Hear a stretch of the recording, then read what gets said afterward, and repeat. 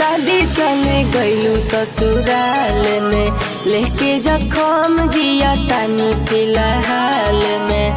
हे जाना सुनो,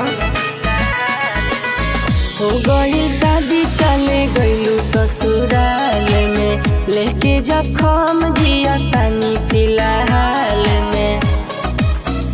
चली गईलू तू हमारा के काहे विसार के, चल गईलू तू तो नया साल में, जियो तानी हम बुरा हाल में। चलिए जाइब सुनो शमशान में, जियो तानी हम बुरा हाल में।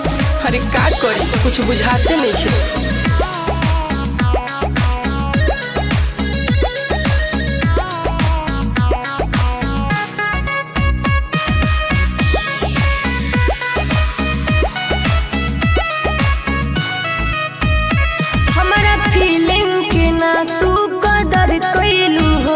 हमारा खातिर ना तनिको सबर कइलू हो।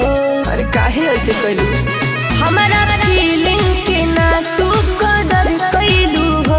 हमारा खातिर ना तनिको सबर कइलू हो। डोली चढ़िए के चले गइलू तू ससुराल में, चल गइलू तू तो नया साल में, जियो तानी हम बुरा हाल में। चलिए जाइब सुनो शमशान में, जियो तानी हम बुरा हाल में।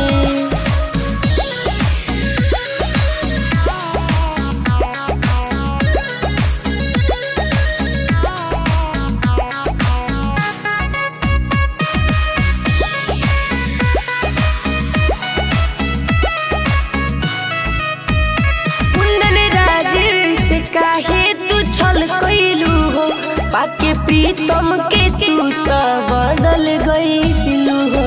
बोलो गोविंद राजा से काहे तू छल कइलू हो, पाके प्रीतम के तू तो बदल गइलू हो।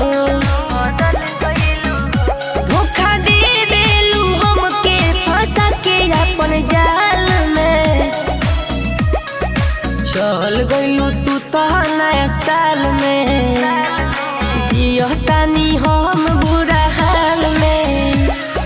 चलिए जाइब सुनो शमशान में, जियो तानी हम बुरा हाल में। बुझलू।